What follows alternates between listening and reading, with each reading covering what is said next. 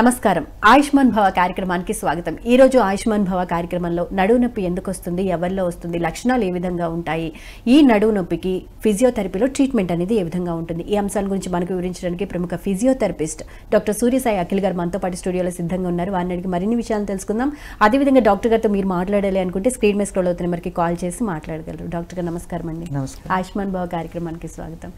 ఈరోజు మనం general topic తీసుకున్నాము, నడుము నొప్పి। అసలు నడుము నొప్పి ఎందుకు వస్తుంది, రావడానికి గల ప్రధాన కారణాలు ఏంటి, ఒకసారి ఎక్స్ప్లెయిన్ చేసేస్తారా? సో మనకి నడుము నొప్పి రావడానికి కారణాలు ఆల్రెడీ డిస్కస్ చేసుకున్నట్టు అనేక కారణాలు ఉంటాయి। దాంట్లో ముఖ్యంగా మెకానికల్ అని, లేదా డిస్క్ రిలేటెడ్ ఇష్యూస్ అని, లేదంటే మజిల్ వీక్నెస్ అని, లేకపోతే ఏమైనా ఇంజురీస్ వల్ల, లేకపోతే సడన్గా పట్టుకోవడం క్రాంప్స్, సో ఇలా రకరకాలు ఉంటాయి పెయిన్ కంపేరిటివ్ విత్ మేల్స్। మేల్స్కి ఏంటిది అంటే depends on your work profile. Okay, ఇప్పుడు సాఫ్ట్వేర్ ఉద్యోగులకి ఎక్కువ ఉంటుంది, కంటిన్యూగా కూర్చొని work desk jobs, desk jobs, లేదు లాంగ్ స్టాండింగ్ ఉన్న వాళ్ళకి మెకానికల్ బ్యాక్ పెయిన్ ఉంటుంది, లేదా లాంగ్ సిట్టింగ్ ఉంది, లేదా మార్కెటింగ్ చేసే వాళ్ళు ఉన్నారు, బైక్ మీద ఎక్కువ జర్నీ చేయాలి, లేదా క్యాబ్ డ్రైవర్స్ ఉన్నారు, లాంగ్ సిట్టింగ్ ఉంటుంది। సో ఏదైనా long sitting, long standing, desk jobs ఇలా ఉన్న వాళ్ళకి males or females they will have the mechanical back pain. ఓకేనా అండి? Mechanical back pain will convert, అంటే అది ఏమవుతుంది, మెకానికల్ బ్యాక్ పెయిన్ అనేది కన్వర్ట్ అయ్యి disc bulges, disc related issues తీసుకొచ్చే ప్రక్రియ జరుగుతూ ఉంటుంది। ఓకే, అంటే ఇప్పుడు ఎగ్జాంపుల్ చెప్పాలి అంటే మనం ఆల్రెడీ మాట్లాడుకున్నప్పుడు లంబార్కి 5 బోన్స్ ఉంటాయని చాలాసార్లు మనం చెప్పుకున్నాం। ఇప్పుడు ఈ లంబార్ 5 బోన్స్ మధ్యలో మనం ఆల్రెడీ చెప్పుకున్నట్టు డిస్క్ అనేవి ఉంటాయి। సో ఈ డిస్క్స్ అనే వాటి మీద మనం కూర్చోవడం వల్ల మన అప్పర్ బాడీ ఏదైతే మనం ఈ షోల్డర్ కానివ్వండి, చెస్ట్ కానివ్వండి, హెడ్ కానివ్వండి, ఆర్మ్స్ కానివ్వండి, ఇది ఎప్పుడైతే హెవీగా ఉంది అనుకుందాం, ఎగ్జాంపుల్ కొంతమందికి అప్పర్ బాడీ హెవీగా ఉంటుంది, నా లోవర్ బాడీ అంత హెవీగా తక్కువ ఉంటుంది। సో ఎప్పుడైతే ఈ అప్పర్ బాడీ హెవీగా ఉంటుందో ఈ అప్పర్ బాడీ వెయిట్ దేని మీద ట్రాన్స్మిషన్ అవుతుంది, నడుము మీద నుంచే కాళ్ళకి వెళ్ళాలి। సో ఈ నడుము మీద ఎప్పుడైతే ఒత్తిడి పెరుగుతూ ఉంటుందో, అది ఎగ్జాంపుల్ హెవీ వెయిట్ ఉన్న వాళ్ళకి, ఒబేస్ ఉన్న వాళ్ళకి, ఈ లాంగ్ సిట్టింగ్ అవ్వనివ్వండి, లాంగ్ స్టాండింగ్ అవ్వండి, లేదా ఫార్వర్డ్ బెండింగ్ అవ్వనివ్వండి, ఏదైనా కూడా ఒత్తిడి డైరెక్ట్గా వెళ్ళేది బ్యాక్ మీదకి వెళ్తుంది। సో ట్రాన్స్మిషన్ అవ్వాలంటే మనకు లంబార్ ఒకటే ఆప్షన్। సో ఈ లంబార్ మీద ఎప్పుడైతే ఒత్తిడి పడుతుందో ఆ డిస్క్ మీద ప్రెషర్ పడుతుంది। ఈ డిస్క్ మీద ప్రెషర్ పడినప్పుడు కూడా మనకి డిఫరెంట్ ప్రెషర్స్ ఉంటాయండి। దాంట్లో కూడా యాంటీరియర్గా వస్తే యాంటీరియర్ డిస్క్ బల్జ్, పోస్టీరియర్గా వస్తే పోస్టీరియర్ డిస్క్ బల్జ్, మళ్ళీ పోస్టీరియర్లో మీడియల్, లాటరల్, సెంట్రల్। కానీ మనకి ఎలా తెలుస్తుంది ఇది? మనకి యూజువల్గా ఫైండ్ అవుట్ చేయాలి అంటే దేర్ ఈజ్ ఓన్లీ 2 ఆప్షన్స్ అండి। One is chief complaints of the patients అంటామట, అంటే పేషెంట్ ఇచ్చే కంప్లైంట్స్। కొంతమంది ఏమంటారు, రైట్ సైడ్ నాకు అంతా నరమంతా గుంజుతున్నట్టుందండి, రైట్ సైడ్ నాకు ఎక్కువ నొప్పిగా ఉంటుంది అన్నప్పుడు మనం అర్థం చేసుకోవాల్సింది ఏంటంటే రైట్ సైడ్ డిస్క్ బల్జ్ అనేది జరుగుతుంది అనేది ఒక ఆప్షన్ చీఫ్ కంప్లైంట్స్ ద్వారా। కొన్నిసార్లు కూర్చున్నా నుంచున్నా పొజిషన్ తో సంబంధం లేకుండా నర్వ్ అనేది లాగుతున్నట్టు అనిపిస్తుంది।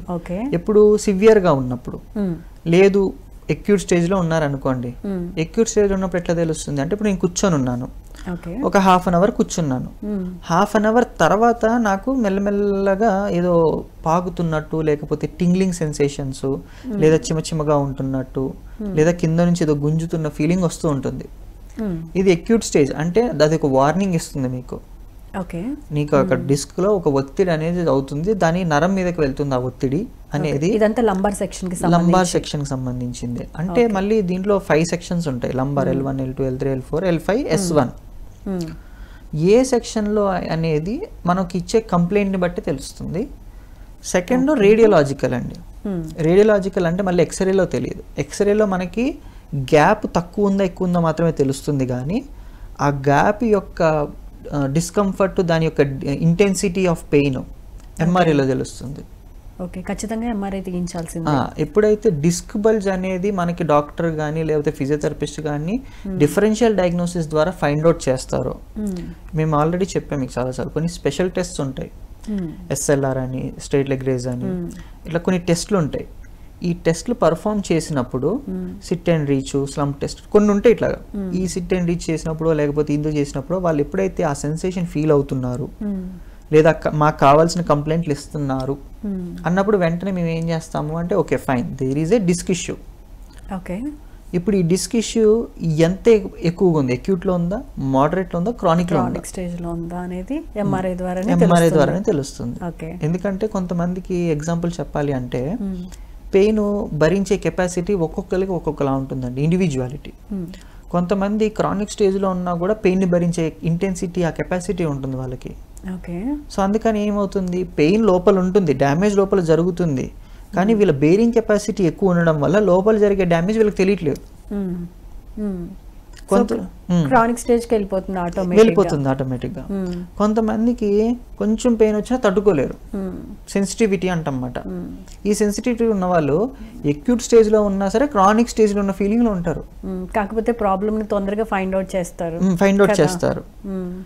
అంటే ఇక్కడ అంటే ప్రాబ్లం అనేది స్టేజ్లు దాటకుండా ముందుగానే వాళ్ళు అలర్ట్ అవుతారు కదా, అది వాళ్ళకి యూజ్ అవుతుంది. సో యూజ్ అవుతుంది. బట్ ఇది మనకి రెండు రకాలుగా, మీరు అన్నట్టు ఒకటి పాజిటివ్ ఉంది, నెగిటివ్ వచ్చి ట్రీట్మెంట్ కోఆపరేటివ్ ఉంటారు వీళ్ళు.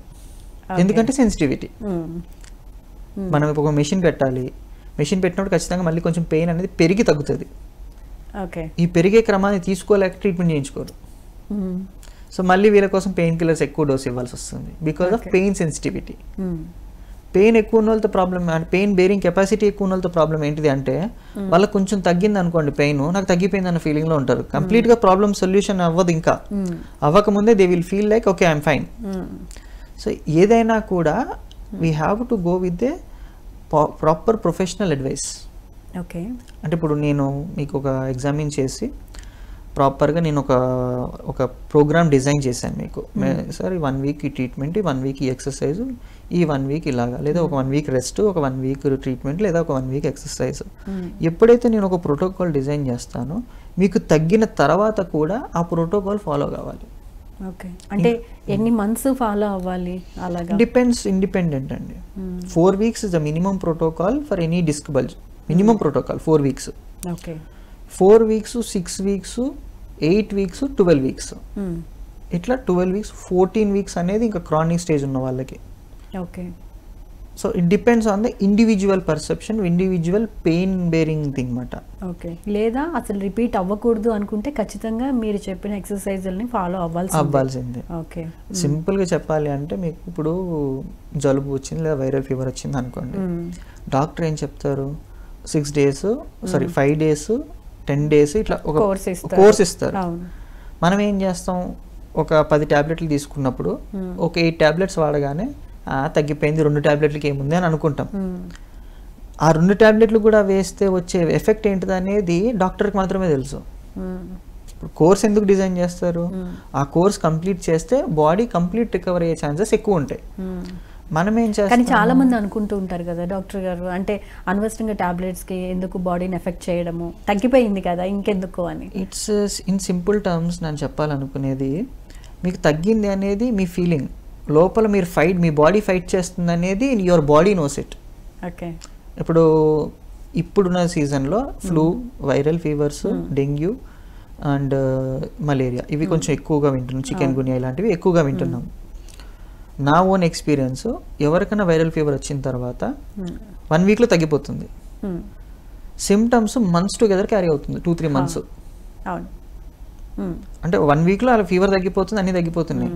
కంప్లైంట్స్ ఏంటిది అంటే ఆ మిగిలిన కంప్లైంట్స్, సార్ నాకు ఒళ్ళు నొప్పులు, నీరసంగా ఉంటుంది, జాయింట్స్ అన్ని పట్టేసినట్టు ఉంటున్నాయి, ఏ పని చేయబుద్ధి కావట్లేదు, చేయలేకపోతున్నాము, పట్టు వదలట్లేదు అంటున్నారు. ఇప్పుడు డాక్టర్ ఏం చేస్తారు, మళ్ళీ మెడిసిన్ రాస్తారు. దేనికి? పెయిన్ కిల్లర్స్కి. దీనికి ఇప్పుడు అవి వాడడం మానేస్తే వీళ్ళు పని చేసుకోలేరు, వాడక తప్పదు. అల్టిమేట్గా అక్కడికి వచ్చింది చూసారా. సో ఇదంతా సైకిల్ అండి. We cannot avoid it or we cannot take it, దాన్ని క్యారీ చేయాలి అంతే. We should go with a flow. అంటే ఒక డాక్టర్ ఒక మెడిసిన్ ఇచ్చారు, ఆ మెడిసిన్ అంతవరకు వాడాలి, వాడిన తర్వాత మళ్ళీ డాక్టర్ని కలవాలి. Doctor will decide whether to use it or not. ఇప్పుడు మీకు ఆ బేరింగ్ కెపాసిటీ ఉంది, మీరు స్ట్రాంగ్ ఉన్నారు, మీరు ఎక్సర్సైజ్ చేసుకొని, మీరు ఫుడ్లో ఇంప్రూవ్ చేసుకొని మీరు చేయగలుగుతారు, మెడిసిన్ రాయరు డాక్టర్ గారు. ఎందుకు? You are trying to improve yourself with natural way. మీకు ఆ అవకాశం లేదు. ఇప్పుడు ఎగ్జాంపుల్, లేదా తీసుకున్న మీ బాడీ సపోర్ట్ చేయట్లేదు, మీరు తింటున్నారు బాగానే, ఎవ్రీథింగ్ ఈజ్ గోయింగ్, బట్ మీ ఇంటర్నల్గా మీకు ఆ సపోర్ట్ ఇవ్వట్లేదు అనుకోండి, అప్పుడు ఏం చేస్తారు? మళ్ళీ సపోర్టివ్ మెడిసిన్ ఇవ్వాలి. నీకు అర్థమైంది కదా? అర్థమైంది. So individuality okay. సేమ్. ఇప్పుడు ఈ మెడిసిన్ ఎలా రన్ అవుతుందో ఎక్సర్సైజ్ థెరపీ కూడా అలాగే వెళ్తుంది. ఇప్పుడు నేను మీకు ఒక అల్ట్రాసౌండ్ మెషిన్ వాడాను, అల్ట్రాసౌండ్ వల్ల మీకు ఇంప్రూవ్మెంట్ ఉంది, నేను అల్ట్రాసౌండ్ వాడదామే మంచిది, ఎందుకు నాకు ఇంప్రూవ్మెంట్ కనిపించింది, మళ్ళీ నేను ప్రయోగం చేయకూడదు. ఓకే. ఇది వచ్చింది కదా సార్, ఐఎఫ్టీ కూడా పెట్టి చూద్దాము, ఐఎఫ్టీ వల్ల ఇంకా ఇంప్రూవ్మెంట్ వచ్చేస్తుంది అంటే ఎందుకు అంత risk? When you are seeing a visible result, continue with that only. ఒక ఐఎఫ్టీ పెట్టాము, ఐఎఫ్టీ వల్ల ఆయనకి ఇంప్రూవ్మెంట్ ఉంది, ఐఎఫ్టీతోనే కంటిన్యూ చేయాలి. ఎందుకు అంటే we are seeing the visible result, evidence కనిపిస్తుంది మన కళ్ళ ముందు. సో ఎప్పుడు మనం ఫాలో అవ్వాల్సింది ఏంటంటే ఎవిడెన్స్ బేస్డ్ ప్రాక్టీస్ అన్నమాట. ఓకే. సో నాకు ఈ ఎక్సర్సైజ్ వాడడం వల్ల నాకు కొంచెం ఇంప్రూవ్మెంట్ కనిపించింది, నాకు ఈ ఎక్సర్సైజ్ చేయడం తర్వాత నాకు పలానా ప్లేస్లో నొప్పి తగ్గింది, రిలీఫ్ వచ్చింది. సో ఈ రిలీఫ్ వచ్చింది అని పేషెంట్ మనకు చెప్తున్నప్పుడు మనం అర్థం చేసుకోవాల్సింది ఏంటిదంటే ఓకే ఈ పేషెంట్కి ఈ ఎక్సర్సైజ్ చేస్తే రిలీఫ్ వచ్చింది అంటే ప్రాబ్లం ఈ మజిల్స్లో ఉంది, ఈ మజిల్స్ వీక్ అవ్వడం వల్ల ఈయనకి జనరేట్ అవుతుంది. డాక్టర్ గారు, సాధారణంగా వచ్చే నడుము నొప్పిని కూడా మనం అదొక పెద్ద సమస్యగా తీసుకొని ఫిజియోథెరపీ చేయించుకోవాలా, లేకపోతే జస్ట్ నార్మల్గా ఇంట్లో చిన్న చిన్న ఎక్సర్సైజులు చేసుకుంటూ ఆ నొప్పిని తగ్గించుకోవచ్చా, లేదా మెడిసిన్ వాడుకుంటూ తగ్గించుకోవచ్చా, అసలు ఏది బెటర్ వే? ఫస్ట్ మీకు ఒకవేళ నడుము నొప్పి వచ్చింది అనుకోండి, ఫస్ట్ ఇనీషియల్గా మీకు నడుము నొప్పి వచ్చింది లేదా నడుము పట్టుకుంది, ఏదైనా సరే పెయిన్ అనగానే ఫస్ట్ కన్సల్ట్ అవ్వాల్సింది నన్ను అడిగితే ఫిజియోథెరపిస్టే, డాక్టర్ కూడా కాదు. ఓకే. నా సజెషన్. డాక్టర్ దగ్గరికి వెళ్తే ఏం చేస్తారు, ఫస్ట్ పెయిన్ కిల్లర్ ఇచ్చేస్తారు, పెయిన్ కిల్లర్ వేసుకుంటారు, ఆటోమేటిక్గా ఎంత సివియారిటీ ఉందా లేదా అనేది చూడరు, పెయిన్ అనగానే పెయిన్ కిల్లర్. ఫస్ట్ టైం మీరు వచ్చారు, ఫస్ట్ టైం రాగానే సివియారిటీ ఎందుకు ఉంటుంది? ఫస్ట్ దానికి ముందే పెయిన్ కిల్లర్స్ ఇవ్వాల్సిన అవసరం లేదు కదా అలా అనుకున్నప్పుడు. సో డాక్టర్స్ ఎట్లా ఉంటుంది అంటే డాక్టర్ వే ఆఫ్ థింకింగ్, మీరు పెయిన్ గురించి వచ్చారు కాబట్టి ఆబ్వియస్లీ పెయిన్ కిల్లర్ ఉండాలి. మీరు వచ్చిన పర్పస్ ఏంటి? పెయిన్. పెయిన్ ఎలా తగ్గిస్తారు? With medicine, because they are medical background. అర్థమైంది కదా? మనది ఏంటిది మెడికల్ అండ్ ఇది రెండు మిక్స్ ఉంటాయి మనకి. ఇప్పుడు నేను మెడిసిన్లో కొంతవరకు చదవాల్సిందే, కొంతవరకు నేను ఎక్సర్సైజ్ ఫిజియోథెరపీ గురించి కూడా చదవాల్సిందే. ఎందుకు? ఇప్పుడు మీరు ఎగ్జాంపుల్ ఒక సెడేటివ్ ఏదన్నా ఇచ్చారనుకుందాం, to decrease the pain sedative ఇచ్చారు, ఆ సెడేటివ్లో నేను ఎక్కువ ఇంటెన్సిటీ వర్కౌట్ ఇచ్చేసాను, ఎవరికి డ్యామేజ్ అవుతుంది? పేషెంట్కి. నేను ఇప్పుడు ఏం చేయాలి? వాళ్ళకి ఇచ్చిన డోసేజ్ నేను తెలుసుకొని ఈ సెడేటివ్ ఎంతవరకు ఉంటుంది, దీని యొక్క ప్రభావం బ్రెయిన్కి బాడీ ఫంక్షన్కి ఎంత ఎఫెక్టివ్గా ఉంటుందో చూసుకుంటూ నేను ఎక్సర్సైజ్ ప్రోగ్రామ్ డిజైన్ చేయాలి. నాకు ఇది తెలియలేదు అనుకోండి, ఇది ఎలా డిజైన్ చేస్తాను? నేను ప్రాపర్గా డిజైన్ చేయలేను. సో నాకేంటిది, నాకు అది తెలియాలి, ఇది తెలియాలి. కాబట్టి నేనేం ప్రిఫర్ చేస్తాను అంటే ఫిజియోథెరపీకే ప్రిఫర్ చేస్తాను.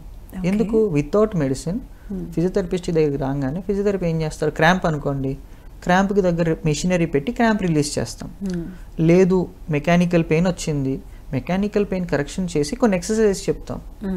మేము ఏం చేస్తాం? న్యాచురల్ వేగా దాన్ని తగ్గించడానికి ట్రై చేస్తాం ఇనీషియల్గా. మనం ఈ రెండిటికి వర్కౌట్ కాలేదు 2-3 డేస్లో, అప్పుడు డాక్టర్ దగ్గరికి వెళ్తే మంచిది. ఓకే. ఎందుకంటే ఇప్పుడు ఫిజియోథెరపీస్ దగ్గరికి రాగానే ఈ రోజు చేస్తే రేపే రిజల్ట్ వచ్చేయాలని ఉండదు కదా మేడం. ఒక 2-3 డేస్లో you will understand what is happening. Okay. అంతే కదా మేడం. ఇప్పుడు డాక్టర్ దగ్గరికి వెళ్ళి ఒక మెడిసిన్కి దీనికి ఒక 2-3 వేలు ఖర్చు అయింది, ఫిజియోథెరపిస్ట్ దగ్గరికి వచ్చినప్పుడు దాంట్లో 50% ఖర్చు అవుతుంది, 1000-1500 ఖర్చు అవుతుంది 2-3 డేస్కి. పర్ డే 500 వేసుకున్న క్లినిక్లో. సో ఈ 1500లో ఏమవుతుంది? దే విల్ అండర్స్టాండ్ కదా, ఓకే నాకు పెయిన్ ఇది, నా ప్రాబ్లం ఇది, దీనికి నేను ఇది చేసుకుంటే సరిపోతుంది. అప్పుడు ఏమవుతుంది? They will maintain it further duration for a healthy. Okay.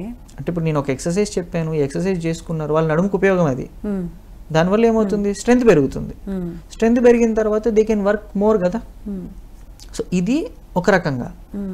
మాకు తగ్గలేదు కదా నేను ఎక్స్పెరిమెంట్లు చేయకూడదు, అది కూడా ఉంది నా దగ్గర. మళ్ళీ I should not experiment when it is not decreasing. తగ్గలేదు వెంటనే ఆర్థోపెడిషన్ దగ్గర నేను రిఫర్ చేయాలి.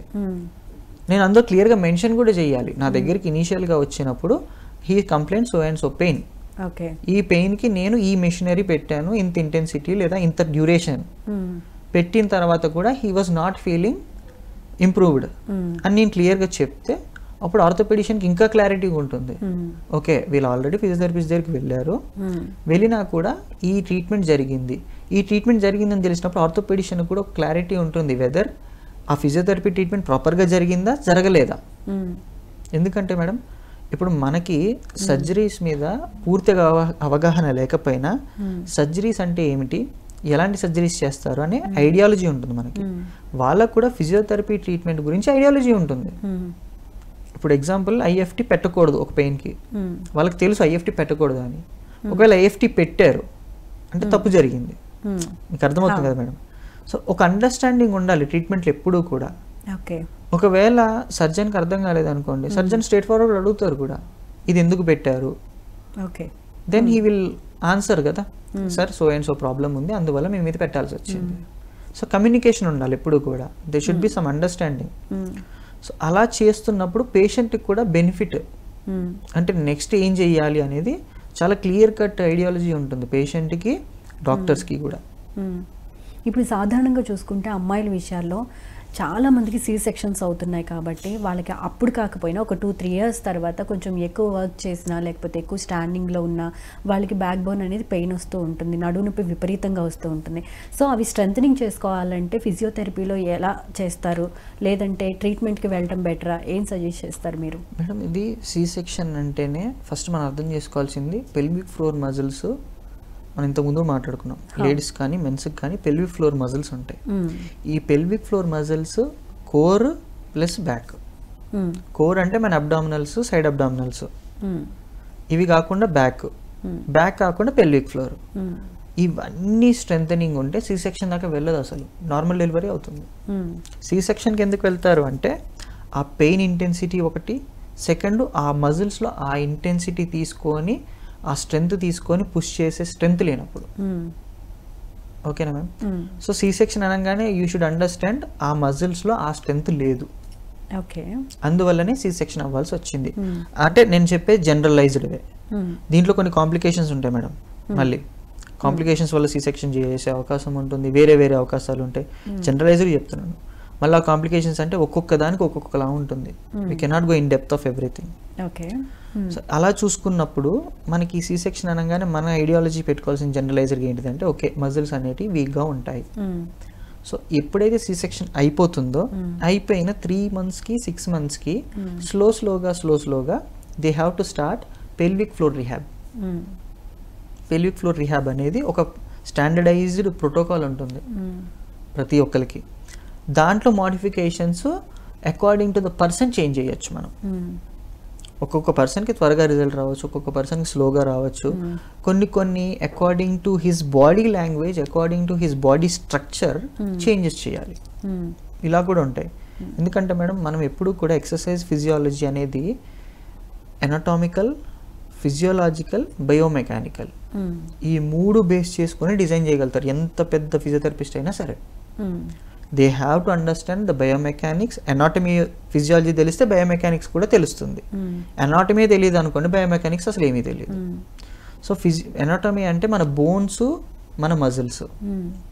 బయోమెకానిక్స్ అంటే ఈ బోన్స్ మజిల్స్ మూవ్మెంట్ ఎలా జరుగుతుంది, ఈ మూవ్మెంట్లో ఎన్ని డిగ్రీస్ ఉంటాయి, ఎంత యాంగిల్లో బెండ్ అవుతుంది, ఏం స్ట్రక్చర్స్ ఉంటాయి, ఇదన్నీ బయోమెకానిక్స్. ఫిజియాలజీ అంటే దాని యొక్క ఫంక్షనాలిటీ.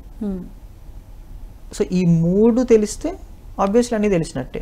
కాబట్టి వీటన్నిటిని మనం ఏంటిదంటే డిజైన్ చేసుకోవాలి. ఎందుకంటే మేడం కొంతమందికి బాడీ షేప్ ఒకలా ఉంటుంది, కొంతమందికి బాడీ షేప్ ఒకలా ఉంటుంది, కొంతమందికి వాకింగ్ ప్యాటర్న్ ఒకలాగా ఉంటుంది, కొంతమంది వాకింగ్ ప్యాటర్న్ ఒకలాగా ఉంటుంది, కొంతమంది వే ఆఫ్ సిట్టింగ్ ఒకలాగా ఉంటుంది. ఇప్పుడు జనరలైజ్గా చూసుకుంటే కొంతమంది కాలు మీద కాలు వేసుకుని కూర్చునే అలవాటు ఎక్కువ, కొంతమందికి పర్సు మనకి సీట్ కింద పెట్టుకొని కూర్చునే అలవాటు ఉంటుంది, ఎందుకంటే పాకెట్లో పెట్టుకోరు కదా. కొంతమంది ఫ్రంట్ పాకెట్ కాకుండా బ్యాక్ పాకెట్లో పెట్టుకుంటారు, అలా పెట్టి కూర్చునే వాళ్ళకి ఒక రకంగా ఉంటుంది. ఇంకొంతమందికి కాలు మీద కాలు కాకుండా కాలు ఎత్తులో పెట్టుకొని కూర్చునే అలవాటు ఉంటుంది, పైకి లాగా కాలు చాపుకొని కూర్చునేది. ఇప్పుడు చూడండి నేను చెప్తే ఇన్ని ఉన్నాయి, కానీ ఏ పొజిషన్ తీసుకుంటే నడుము నొప్పి రాకుండా ఉంటుంది అంటే ఏం చెప్తారు? అన్ని పొజిషన్స్ కి మీరు ఏదో ఒక రీజన్ చెప్తున్నారు. పొజిషన్స్ ఏం లేవు మేడం, సింపుల్. ఇప్పుడు పర్సు నేను పెట్టాను అనుకోండి, ఒక పర్సు ఇట్లా ఉన్నప్పుడు ఇట్లా వెత్తు కూర్చున్నప్పుడు బ్యాలెన్స్ అవుట్ అవుతుంది. అంటే ఏమవుతుంది, నీ లంబార్ ఇలా ఉన్న లంబార్ ఇట్లా డిస్టర్బ్ చేస్తున్నావు నువ్వు, ఇది ఒక డిస్టర్బెన్స్. కాలు మీద కాలు వేసుకుని కూర్చున్నావు, ఇలా ఉన్న లంబార్ని తీసుకొచ్చి ఇలా పెడుతున్నావు నువ్వు, ఏమవుతుంది, కాలు వెళ్ళగానే బయోమెకానిక్స్ చేంజ్ అవుతుంది కదా, నీ గ్లూట్స్ యొక్క బయోమెకానిక్స్, దాని ప్రెషర్ మారిపోతుంది. నేను ఇప్పుడు ఇలా స్ట్రైట్ కూర్చున్నాను విత్ సమ్ బ్యాక్ రెస్ట్, నాకు వెనకాల చిన్నగా ఏదైనా కుషనింగ్ ఉంది బ్యాక్కి, ప్రాపర్ సిట్టింగ్, ప్రాపర్ పోస్చర్, ఇప్పుడు నేను కూర్చున్న ప్రాపర్ పోస్చర్. కాళ్ళ నొప్పి ఉంది అన్న వాళ్ళకి ఏం చెప్తారు, కొంచెం కాళ్ళని హైట్ లో పెట్టుకుని కూర్చోండి అని అంటూ ఉంటారు. మరి అది కరెక్టే కదా? అంటే లెగ్ పెయిన్స్ వరకు కరెక్టే, మరి లంబార్ సెషన్ కి వచ్చేసరికి కొంచెం డిఫరెన్స్ వచ్చేస్తుంది కదా. నేను అదే అన్నాను మీతోటి, లంబార్ తో మాట్లాడుకున్నప్పుడు మనం వేరే ఇంక్లూడ్ చేసుకుంటే మళ్ళీ ప్రోటోకాల్ మార్చుకోవాలి. ఇప్పుడు నేను లంబార్ గురించి మాట్లాడాను, లంబార్ గురించి చెప్పగలుగుతాను. ఇప్పుడు మీరు అడిగిన క్వశ్చన్ కి మళ్ళీ ఆన్సర్ వేరు. ఇప్పుడు నేను కాలు పెట్టుకొని కూర్చోవాలి కాలు నొప్పుల వల్ల, అలాంటప్పుడు మళ్ళీ బ్యాక్ రెస్ట్ మార్చుకోవాలి. ఓకే, కాలర్ ఉన్నారండి, కాలర్ తో మాట్లాడిన తర్వాత కంటిన్యూ చేద్దాం. హలో హలో హలో, నమస్తే అండి, మీ పేరు ఎక్కడి నుంచి మాట్లాడుతున్నారు? ఎక్కడి నుంచి అండి? కొంచెం గట్టిగా మాట్లాడరా. అమర్నాథ్ గారు, చెప్పండి ప్రాబ్లం ఏంటో డాక్టర్ గారికి. మీరు కొంచెం సిగ్నల్ వచ్చే ప్లేస్ కి వచ్చి మాట్లాడరా, మీ వాయిస్ బ్రేక్ అవుతుంది. డిస్క్ దగ్గర నర్వ్ తగ్గిపోతుందని ఆపరేషన్ అయింది మేడం. ఆపరేషన్ చేసి 3 సంవత్సరాలు అయింది. ఓకే, అంటే ఆ డిస్క్ దగ్గర మళ్ళా అది ఫ్లూయిడ్ తయారు కావడానికి మళ్ళా ఎప్పుడు అలానే ఉంటుంది. మీకేమన్నా సార్ మీరు చెప్పేది ఫ్లూయిడ్ నాకు అర్థం కాలేదండి. నేను డాక్టర్ అఖిల్ని మాట్లాడుతున్నాను. ఏదో చెప్తున్నారు మీరు, ఫ్లూయిడ్ మళ్ళీ డిస్క్ దగ్గర డిస్క్ లాంటిది అట్లా ఉంటది అంట కదా సార్. అది ఒక ఆపరేషన్ అయినాక అక్కడ మళ్ళా అది ప్రోడక్ట్ తయారు కాదంట కదా. అది తయారు కాదు కదా అని అంటున్నారా సార్? ఒకసారి మీ డిస్క్ ఏదైతే డిస్కెక్టమీ అయినట్టుంది మీరు చెప్పిన పరంగా, డిస్క్ ఒకసారి డిస్కెక్టమీ అయినాక మళ్ళీ కొత్తగా ఫామ్ అవడం అనేది ఎప్పటికీ ఎవరికి జరగదు. ఒక ఇంజెక్షన్స్ ఇచ్చి జరుగుతుంది అన్నా కూడా నమ్మకండి, అలాంటివి ఏమీ లేవు సైంటిఫిక్గా. సార్ నాకు ఆయన చెప్పిన దానికి అర్థం కాలేదు, కానీ దానికి రిలేటెడ్ అన్నీ చెప్పేస్తాను మీకు. డాక్టర్ గారు ఇందాక చెప్తున్నారు కదా, సో ఆపరేషన్స్ తర్వాత ఎటువంటి జాగ్రత్తలు తీసుకోవాలి, అందులో కొన్ని కాంప్లికేషన్స్ ఉంటాయి అంటున్నారు కదా, ఎలాంటివి? అంటే ఇప్పుడు మనం ఇందాక మాట్లాడుకునే దాని గురించి మాట్లాడదాము. ఆయన ఏమన్నారు అంటే L5S1కి మధ్యలో డిస్కెక్టమీ అయింది అన్నారు. డిస్కెక్టమీ అయినాక మళ్ళీ అంటే డిస్క్ అనేది ఎప్పుడు కూడా కొంచెం హైలోరానిక్ యాసిడ్ అనే ఫ్లూయిడ్, హైలోరానిక్ ఫ్లూయిడ్ అనేది ఉంటుంది. హైలోరానిక్ ఫ్లూయిడ్ అంటే మనకి నార్మల్గా హైరోలోనిక్ అంటేనే మనకి మాయిస్ట్గా ఉండడం. ఇప్పుడు మనం కొన్ని స్కిన్ కేర్ ప్రొడక్ట్స్లో హైలోరానిక్ ఉన్నది అని ఉంటుంది. అది ఏం చేస్తుంది, మాయిస్ట్గా స్కిన్ అంతా కొంచెం ప్లంబీగా ఉండేలాగా చూసుకుంటుంది. అది డిస్క్లో ఉంటుంది అన్నమాట, కార్టిలేజ్ చుట్టూ. అది ఏం చేస్తుంది, దాని యొక్క కార్టిలేజ్ని అంటే స్పాంజీగా ఉండేలాగా, ప్రాపర్గా ఉండేలాగా మెయింటైన్ అవుతుంది. ప్రతి మనిషికి ఏజ్ వచ్చే కొద్దీ ఇది తగ్గుతూ ఉంటుంది. ఆ డిస్క్లో ఉండే హైలోరానిక్ ఫ్లూయిడ్ అనేది తగ్గి అది స్టిఫ్గా అవడం స్టార్ట్ అవుతుంది. స్టిఫ్గా అయ్యి కార్టిలేజ్ అనేది గట్టిపడిపోతుంది. అంటే ఒక ఏజ్ వచ్చే కొద్దీ, ఇప్పుడున్న వాళ్ళకి కొంచెం ఎర్లీ ఏజ్లో వస్తున్నాయి, లైక్ 40s 50sలో కనబడుతున్నాయి చేంజెస్. అప్పుడు వాళ్ళకి 80sలో 90sలో కనిపించేటివి. సో ఇలాగ అయినప్పుడు ఏంటిది అంటే కొంచెం డిస్క్ అనేది బల్జ్ అయినప్పుడు డిస్క్ తీసేస్తారు కదా, డిస్కెక్టమీ అంటమాట. డిస్కెక్టమీ అంటే ఓన్లీ డిస్క్ పార్ట్ వరకే తీయడం. కొన్ని డిఫరెంట్ ఉంటాయి. మళ్ళీ స్పైన్లో లామినెక్టమీ, ఇట్లా కొన్ని లామినేస్ అంటాం. వెర్టిబ్రేకి లామినేస్ అని 2 బోన్స్ వస్తాయి ఎక్స్ట్రా, దానికి కొన్ని అటాచ్మెంట్స్ ఉంటాయి, దానికి సంబంధించి అట్లా రకరకాలు ఉంటాయి. ఓన్లీ మనం డిస్క్ గురించే చెప్తున్నాం. ఈ డిస్క్లో ఎప్పుడైతే డిస్కెక్టమీ చేస్తామో, ఈ డిస్కెక్టమీ చేశాక చాలా మంది ఏమనుకుంటారు అంటే నాకు డిస్క్ బల్జింగ్ రాదు, లేకపోతే నాకు ఇంకా తగ్గిపోయిందా నొప్పి, నాకు మళ్ళీ ఇంక జీవితంలో రాదు. తప్పు ఇది. అది మళ్ళీ అంటే ఒకసారి డిస్క్ బల్జ్ అయ్యి కంప్లైంట్ అనేది వచ్చిన తర్వాత అది ఫ్యూచర్ లో కూడా వచ్చే ఛాన్స్ ఉంటుందా? ఉంటుంది, ఖచ్చితంగా ఉంటుంది, 100% ఉంటుంది. సర్జరీ అయిన తర్వాత కూడా వచ్చే అవకాశం ఉంటుంది. సర్జరీ అయితే ఇంకా నొప్పి లేనట్టు కాదు, టెంపరీగా మీకు అక్కడ నుంచి ఒక రిలీఫ్ వచ్చింది ఆ నరానికి. డిస్కెక్టమీ ఇప్పుడు సింపుల్గా చెప్తాను, ఇది నరం, ఇది డిస్క్ బల్జ్, ఇది వచ్చి దీన్ని టచ్ చేస్తుంది. ఈ నర్వ్ ఇరిటేట్ అయింది అనుకోండి, ఈ నర్వ్ కాళ్ళలో ఎక్కడికి వెళ్తే అక్కడ దాకా ఇరిటేషన్ తెలుస్తుంది, పెయిన్ వస్తుంది. ఇప్పుడు ఇది ఇలా టచ్ అయినప్పుడు దీని యొక్క ప్రెషర్ పెరిగి ఇట్లా వెళ్తుంది అనుకోండి. ఇప్పుడు ఏమైంది, ఆ వేలు షేప్ అవుట్ అయింది, నర్వ్ కూడా అంతే ఇరిటేట్ అవుతుంది. అప్పుడు ఏం చేస్తారు, కొంత భాగం వరకు డిస్క్ ని తీసేసినప్పుడు ఇప్పుడు ఏమైంది, ఇలా ఉండాల్సింది మళ్ళీ ఇలా మెల్లగా రిలీఫ్ అయిపోయింది. సో ఏమైంది, నరం మీద ప్రెషర్ తగ్గింది. ఇది టెంపరీ. ఇప్పుడు మిగిలిన డిస్క్ బల్జ్ ఉంది కదా, ఈ మిగిలిన డిస్క్ మళ్ళీ బల్జ్ అవ్వదని రూల్ ఏం లేదు కదా. డిస్క్ అనేది ఇంత సైజ్ ఉంది మేడం, అందులో ఇంత భాగమే తీసేసారు. జాగ్రత్తలు తీసుకుంటూ ఉండాలి, అది మ్యాటర్. ఇప్పుడు ఏమైంది, ఈ డిస్క్ ఏదైతే నేను తీసేసానో మిగిలిన డిస్క్ తోటి నేను లైఫ్ లాంగ్ హ్యాపీగా ఉండాలి.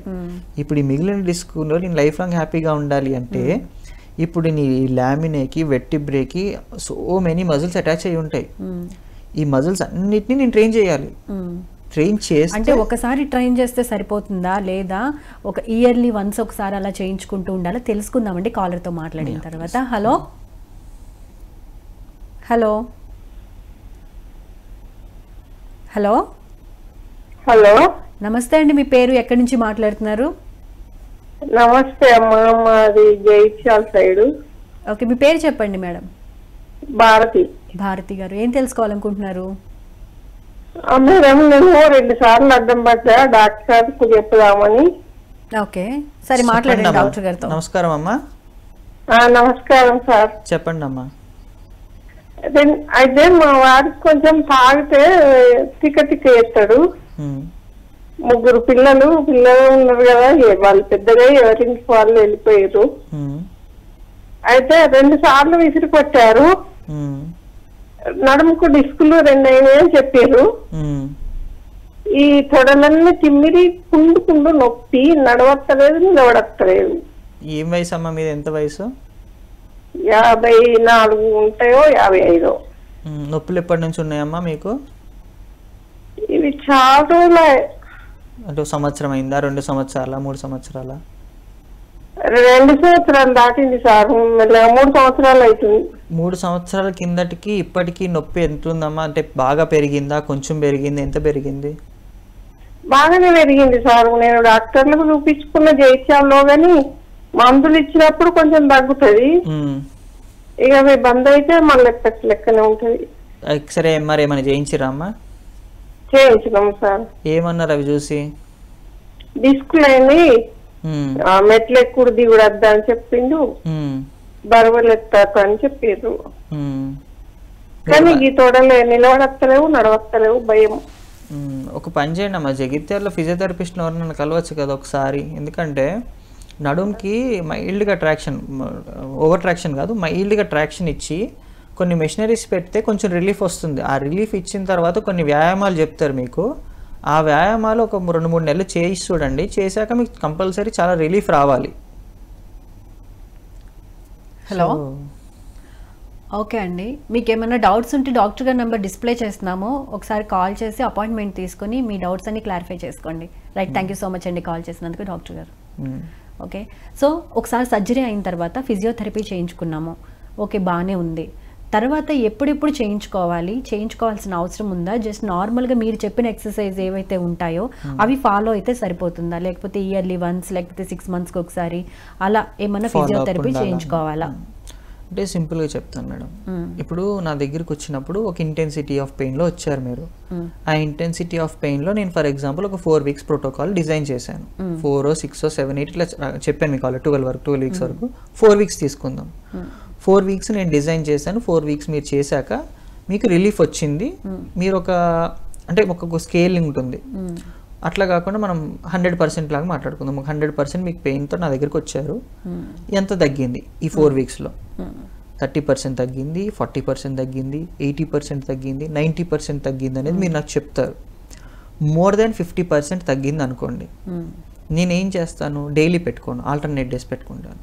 ఓకే, మళ్ళీ కమింగ్ ఒక 2 to 4 weeks. అప్పుడు నాకు ఎంత తగ్గింది అనేది ఇంపార్టెంట్. మళ్ళీ అప్పుడు నాకు ఎగ్జాంపుల్ మళ్ళీ ఒక 50% అబోవ్ ఆల్రెడీ తగ్గింది కాబట్టి నాకు మళ్ళీ ఒక 30-40% రిలీఫ్ ఉండాలి. వచ్చింది, అప్పుడు నేను ఏం చేస్తాను, వీక్లీ వన్సే పెట్టుకుంటాను. అది కమింగ్ ఇంకో 1 month. సో 3 monthsలో నాకు మొత్తం ప్రోటోకాల్ అయిపోయింది. సో 3 monthsలో 90% రిలీఫ్ అనేది ఉండాలి పేషెంట్కి. ఓకే, ఏది నేను అనేది అక్యూట్ టు మోడరేట్ పెయిన్ ఉన్న వాళ్ళకి. క్రానిక్ స్టేజ్ ఉన్న వాళ్ళకి madam, it depends on their complete life style modifications. అంటే చాలా చేంజెస్ చేయాలి వాళ్ళు తినే ఫుడ్లో, వాళ్ళు నడిచే నడవడికలో, వాళ్ళు కూర్చునే విధానం, పడుకునే విధానం. ఎందుకంటే ఇప్పుడు అందరం పడుకున్నట్టు ఇలా పడుకుని ఇలా లెగుస్తానంటే వాళ్ళ బ్యాక్ యాక్సెప్ట్ చేయదు. వాళ్ళకంటూ కొన్ని పొజిషన్స్, వాళ్ళు వాడే కూర్చునేటప్పుడు వాళ్ళు వాడే కుషనింగ్, సో అన్ని జాగ్రత్తలు తీసుకుంటే అది మనకి రిలీఫ్ ఇవ్వడం స్టార్ట్ అవుతుంది. ఎందుకంటే మేడం బల్జ్ అనేది చాలా చిన్న విషయం, త్వరగా అవుతుంది, కానీ ఆ బల్జ్ సెటిల్ చేయాలి, మళ్ళీ దాన్ని నార్మల్గా అవ్వాలి అంటే చాలా తలపోటు పని మేడం. ఎందుకంటే మన బాడీ లోపల నుంచి దాని రికవరీ తీసుకురావాలి మనము. అంటే దానికి ఎన్ని రకాల సపోర్ట్ ఇవ్వాలో, ఎంత రకమైన స్ట్రెంగ్త్ ప్లస్ దాని యొక్క సప్లిమెంట్. ఇప్పుడు కార్టిలేజ్ అనేది కొల్లాజిన్ కంటెంట్ అనేది హైగా ఉండాలి, బాడీలో హైడ్రేటెడ్ ఎక్కువ ఉండాలి. సో దానికి తగ్గ ఫుడ్ తీసుకోవాలి, లీఫీ వెజిటేబుల్స్ కానివ్వండి, లేకపోతే కొల్లాజిన్ కంటెంట్ ఉండే ఫుడ్ కానివ్వండి, ఇలాగన్నీ ఉంటాయి. ఇవన్నీ తీసుకుంటూ ఒక డైట్ మెయింటైన్ చేస్తూ, ఒక strict protocol of exercise maintain చేస్తూ, ఒక స్ట్రిక్ట్ లైఫ్, మనం అంటే బ్యాలెన్స్డ్ లైఫ్ అంటాం కదండి, ఒక బ్యాలెన్స్డ్ లైఫ్ మెయింటైన్ చేయాలి. No too much work, no too much stress, no too much workload, అట్లాగా అన్ని రకాలుగా బ్యాలెన్స్ చేయాలి. అప్పుడు మన క్రానిక్ స్టేజ్ నుంచి దాన్ని అక్యూట్కి ఒక 3 months తీసుకురాగలుగుతాం. It all depends on patient dedication after a physiotherapist work. Okay, నేను నా పేషెంట్లందరికీ అది చెప్తాను. ఫైనల్గా ఒక విషయం చెప్పండి సూర్యసాయి అఖిల్ గారు. ఇప్పుడు నార్మల్గా జనరల్గా వచ్చే నడుము నొప్పులకి కొంతమంది కోల్డ్ ప్యాక్ పెట్టేస్తారు, హాట్ ప్యాక్లు పెట్టేస్తారు, లేకపోతే పెయిన్ కిల్లర్ ఆయింట్మెంట్స్ పూసేస్తారు, ఏదో ఒకటి చేసేస్తారు. కానీ కరెక్ట్ వే, సైంటిఫిక్గా కరెక్ట్ వే ఏం చేస్తే వాళ్ళకి త్వరగా పెయిన్ నుండి రిలీఫ్ వస్తుంది? ఇప్పుడు హాట్ ప్యాక్ వల్ల బెనిఫిట్ ఉంటుంది మేడం. యూజువల్గా నేను ఇప్పుడు క్రాంప్ వచ్చినా ఏదొచ్చినా నా దగ్గరికి వచ్చినా కూడా ఇనీషియల్గా మేము హీటింగ్ మొడాలిటీసే వాడతాం. ఓకే, హీటింగ్ మొడాలిటీస్ ద్వారా చాలా వరకు రిలీఫ్ ఉంటుంది. కానీ నేను అనే క్వశ్చన్ ఏంటిది అంటే, మీరు హీటింగ్ వాడిన తర్వాత మీకు అది ఎంతవరకు తగ్గుతుంది అనేది క్వశ్చన్ చేసుకోండి. మీరు ఏ రెమెడీ అయినా చేయండి ఇంట్లో, మీరు హీట్ ప్యాక్ పెట్టండి, కోల్డ్ ప్యాక్ పెట్టండి, ఆయింట్మెంట్ పెట్టండి, మీరు పెట్టిన 24 to 48 hours మీకు మోర్ దాన్ 50% రిలీఫ్ ఉంటే మీరు బ్యాక్కి రెస్ట్ ఇచ్చి కొద్ది రోజులు తర్వాత మీరు మళ్ళీ కంటిన్యూ చేయొచ్చు. ఓకే, హోమ్ రెమెడీస్కి నేను ఓకేనే చెప్తాను. ఎందుకంటే ఇనీషియల్ హోమ్ రెమెడీస్తోనే మనకు అర్థమైపోతుంది whether it is improving or not. అది హోమ్ రెమెడీస్తో ఇంప్రూవ్ కావట్లేదు అన్నప్పుడు within 24 hours you have to consult a doctor. Okay, అంతే కదా మేడం. ఇప్పుడు నాకు క్రాంప్ వచ్చింది, నేను పడుకున్నాను, ఒక రెమెడీ ఏదో ఒకటి చేస్తాను కదా, హాట్ ప్యాకో కోల్డ్ ప్యాకో లేకపోతే ఒక పెయిన్ కిల్లరో మనకున్న రిసోర్సెస్లో ఏదో కొద్ది వాడతాము. ఈ వాడిన ద్వారా రిలీఫ్ వచ్చింది more than 50%. That means okay, అది జనరలైజ్డ్ పెయిన్ మనం అర్థం చేసుకోవాలి. ఈ జనరలైజ్డ్ పెయిన్ కావాల్సింది ఏంటి? రెస్ట్. అంటే నువ్వు ఇంకొక 24-40 hours రెస్ట్ ఇవ్వు దానికి. ఏం వర్క్ లోడ్ తీసుకోకు, బరువులు ఎత్తకు, ఎక్కువ వర్క్ లోడ్స్ ఏమి చేయకుండా రెస్ట్ ఇవ్వు. రెస్ట్ ఇచ్చిన తర్వాత కొద్దిగా స్ట్రెంథనింగ్ కూడా చేసుకో. ఎందుకు? రెస్ట్ ఇచ్చావు, నీ బాడీ రెస్ట్ ఇచ్చిన తర్వాత మజిల్ ఏమవుతుంది? రెస్ట్లోనే ఉంటుంది. దానికి యాక్టివిటీ ఇస్తేనే మళ్ళీ అది యాక్టివ్ అవుతుంది. సో సేమ్ వే మనకి core, lower back, upper back అనేది స్ట్రెంగ్త్ అనేది చాలా ఇంపార్టెంట్ అండి. మీ బ్యాక్ ఎంత స్ట్రెంగ్త్ ఉంటుందో మీ యాక్టివిటీస్ అంత బాగుంటాయి. చాలామందికి అర్థం కాని విషయం ఏంటిదంటే, అప్పర్ బాడీ, ఆర్మ్స్, బైసెప్స్ ఇవి కనబడాలి, తొడలు కనబడాలి, జిమ్కి వెళ్ళి చేయాలి. I recommend if your back is very strong you will live your life very actively. అంత స్ట్రాంగ్గా చేయాలంటే ఎటువంటి ఫుడ్ తీసుకోవాలంటారు? అండ్ ఫుడ్ అంటే madam always have a fruit juices. Every fruit juice have their importance. Vitamin A ఒక రకంగా ఉంటుంది, B12, B, C ఒక రకంగా ఉంటుంది. So every vitamin has to get supplemented, potassium, zinc, అట్లా అన్ని రకాలుగా ఉండాలి. వీటితో పాటు ఫుడ్, జ్యూసెస్తో పాటు ఫుడ్. సో అదే అంటాను బ్యాలెన్స్డ్ డైట్ మేడం. ఎన్ని గ్రామ్స్, నీ బాడీ వెయిట్, నీ హైట్, నీ బాడీ వెయిట్కి తగ్గట్టుగా BMI అనేది ఉంటుంది, బాడీ మాస్ ఇండెక్స్. ఈ బాడీ మాస్ ఇండెక్స్కి తగ్గట్టుగా నువ్వు తీసుకోవాలి ఫుడ్. అంటే నీకు పర్ మార్నింగ్కి ఎన్ని క్యాలరీస్, ఆఫ్టర్నూన్ ఎన్ని క్యాలరీస్, ఈవినింగ్ ఎన్ని క్యాలరీస్, ఇట్లా క్యాలరీస్ ఉంటాయి క్యాలిక్యులేటెడ్గా.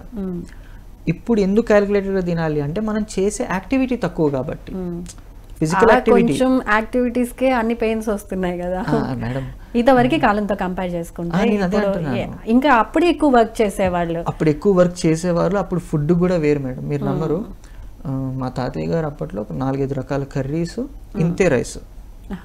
ఇంతే రైస్ తోటి ఇంత సైజు కర్రీస్ ఒక 4-5 రకాలు తినేవారు. ఇప్పుడు మనం తినగలుగుతామా అండి? మనం ఒకటి తిని 2 తినడం, 3వ దానికి ఇంకా ఒకటి తిని 2వ దానికే మన వల్ల కాదంటాం.